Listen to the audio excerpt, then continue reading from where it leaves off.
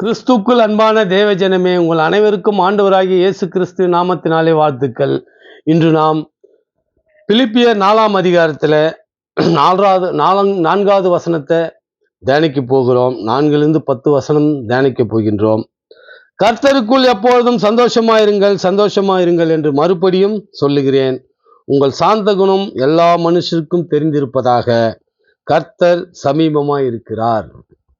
கர்த்தர் என்ன சொல்றார் ஆண்டவர்னா, சந்தோஷமா இருக்கு சொல்லி வேதத்துல நிறைய இடத்துல சொல்றாரு. பயப்படாதிருங்களும் அதிகமா சொல்றாரு. அதுக்கப்புறம் சந்தோஷமா இருங்கள்னு சொல்றாரு. இப்போ உங்கள் சாந்த குணம் எல்லா மனுஷருக்கும் தெரிந்திருப்பதாக கர்த்தர் சமீபமா இருக்கிறார். இப்போ கர்த்தர் சமீபமா இருக்காருன்னா நம்ம பக்கத்துல இருக்கிறாருன்னு அர்த்தம். அப்போ நம்ம என்ன செய்யணும்? சாந்த குணமா இருக்கணும். சாந்த குணம் ஆண்டவருடைய கிருபையில ஒன்று இல்லையா? சாந்த குணம், அன்பு, இரக்கம், சாந்த குணம், பணிவு, தாழ்மை எல்லாமே போல சாந்த குணமா இருங்க. கர்த்தர் சமீபமா இருக்கிறார், பக்கத்தில் இருக்கிறார் என்றார். நீங்கள் ஒன்றுக்கும் கவலைப்படாமல் எல்லாவற்றையும் குறித்து உங்கள் விண்ணப்பங்களை ஸ்தோத்திரத்தும் கூடிய ஜெபத்தினாலும் வேண்டுதினாலும் தேவனுக்கு தெரியப்படுத்துங்கள்.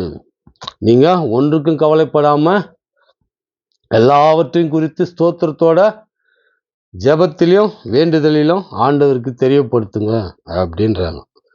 அப்படி பண்ணும்போது அப்போது எல்லா புத்திக்கும் மேலான தேவ சமாதானம் உங்கள் இருதயங்களும் உங்கள் சிந்தைகளையும் கிறிஸ்து இயேசுக்குள்ளாக காத்துக்கொள்ளும். அப்பொழுது புத்திக்கு மேலான தேவ சமாதானம், நம்ம பூமிக்குரிய சமாதானம் வேற, தேவ சமாதானம் வேற. ஆண்டவர் ஒருவர் சமாதானப்படுத்தினா அந்த சமாதானம் நிலை பெற்றிருக்கும், நிலைத்திருக்கும். அதில் எந்த பிரச்சனைகளும் ஏற்படாது. உலகத்துக்குரிய சமாதானம் இப்போ சமாதானமாகும், 2 நாள் கழிச்சு திரும்பி சண்டையாக மாறிடும் இல்லையா? அதனால தேவ சமாதானம் எப்போது, எதுக்கு நீ கவலைப்படாம எல்லாவற்றிலும் உன் விண்ணப்பங்களை ஸ்தோத்திரத்தோட ஜபத்தினாலும் வேண்டுதினாலும் ஆண்டவர்கிட்ட நீ தெரியப்படுத்தும் போது அப்பொழுது எல்லா புத்திக்கும் மேலான தேவ சமாதானம் உங்கள் இருதயங்களை உங்கள் சிந்தைகளையும் கிறிஸ்து இயேசுக்குள்ளாக காத்துக்கொள்ளும்.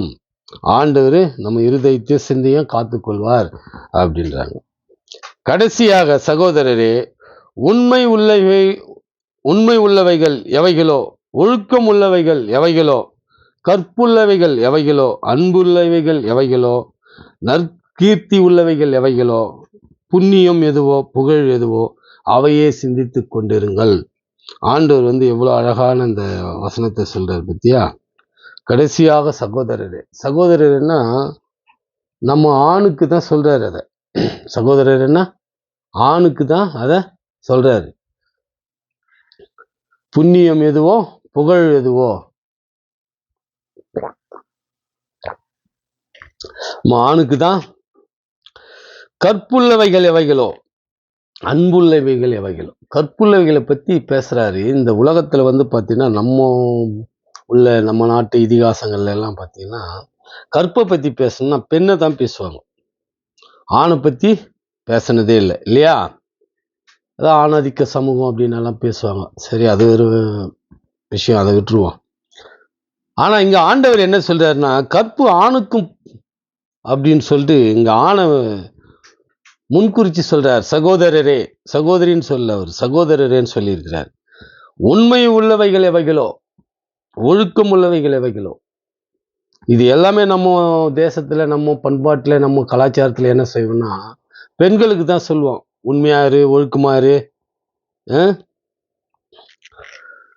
நீதியாயிரு, கற்புவாயிரு, கற்புள்ளவளாயிரு, நற்கீர்த்தி நல்ல செயல்களை செய், புண்ணியம் செய், புகழ் எதுவோ அதெல்லாம் நம்ம யாருக்கு இங்கே சொல்லி தருவாங்கன்னா பெண்கள் குழந்தைங்களுக்கு சிறு வயதிலிருந்தே சொல்லி தருவாங்க.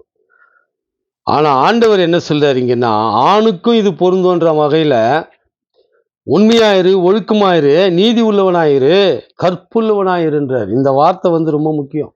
இது மற்ற நம்ம இதிகாசங்கள்ல, புராணங்கள்ல கூட நாம ஆணுக்கு இத்தகைய சொல் வார்த்தை இருக்குதான்னு தெரியல எனக்கு. ஆனா இல்லாதது போலதான் நான் படித்த புத்தகங்கள் வரையும் சொல்றேன். ஆனா கற்பு ஆணுக்கு முக்கியன்றது எவ்வளோ தெளிவாகவும் உறுதியா சொல்றாரு பாரு ஆண்டவர். அதுவும் எல்லாத்தையும் சொல்லிட்டு வரும்போது சொல்றாரு, உண்மை உள்ளவை எவைகளோ, ஒழுக்கமுள்ளவைகள் எவைகளோ, நீதி உள்ளவைகள் எவைகளோ, கற்புள்ளவைகள் எவைகளோ, அன்புள்ளவைகள் எவைகளோ, நற்கீர்த்தி எவைகளோ, புண்ணியம் எதுவோ, புகழ் எதுவோ அவைகளை சிந்தித்துக் கொண்டிருங்கள் சகோதரரே அப்படின்னு ஆண்களை பார்த்து நீங்க இதெல்லாம் சிந்திச்சுன்னு இருங்க அப்படின்னு சொல்றாரு. அப்போ பாத்தீங்கன்னா இந்த செயல் இன்னைக்கு நம்ம தேசத்துக்கு ரொம்ப முக்கியம் இல்லையா?